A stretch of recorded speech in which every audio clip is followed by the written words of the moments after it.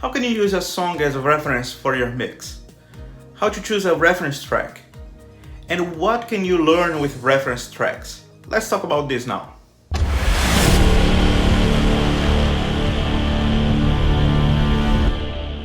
Hi, I'm Filipe Leitão, composer, sound designer, music producer, and professor of composition sound designer for cinema and games at Virginia Commonwealth University. Let's go straight to the point. How do I know which song I should choose as a reference? I will give you 3 ideas. Number 1, find a song with the same genre and approximate tempo. If you compare a rock with a bossa nova, it won't work. The instrumentation and the way the instruments were mixed are completely different. What's important in one style may not be important in another. Number 2, choose good songs. This might be obvious, but there are many songs on Spotify, YouTube, or on the radio that are not well produced. If you choose a bad track as a reference, your mix will also sound bad. Number 3, use more than one reference. You might like the drums of a song and the guitar for another. So use each of these references when you mix each of these instruments in your song. After you choose a reference track, you need to understand what's going on in the mix. So, how to analyze a mix? What's the overall feeling? Is it heavy, light, bold, wet, dry? Use the word that works better for you and try to achieve the same feeling.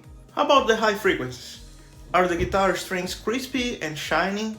Are the cymbals aggressive, or are they in the background? How's the stereo image? Does the mix sound really wide or narrow? What are the instruments on the left side or on the right side? How are the sounds placed in the mix?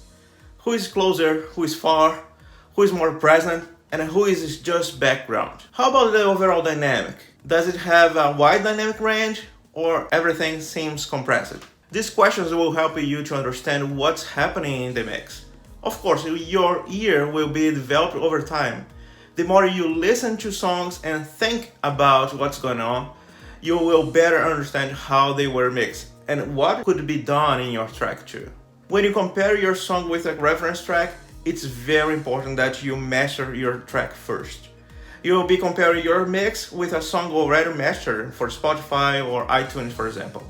So you should have the same levels for both tracks. These tips will make your mix sound much more professional, and it will improve your ears as well. It's always important to listen to music with a musician's ears, not just listen for listening. I hope you enjoyed this video. For more videos like this, subscribe to my channel and hit the bell. Follow me on social media too. If you have any questions or tips, write in the comments below. We can always learn with each other. See you in the next video.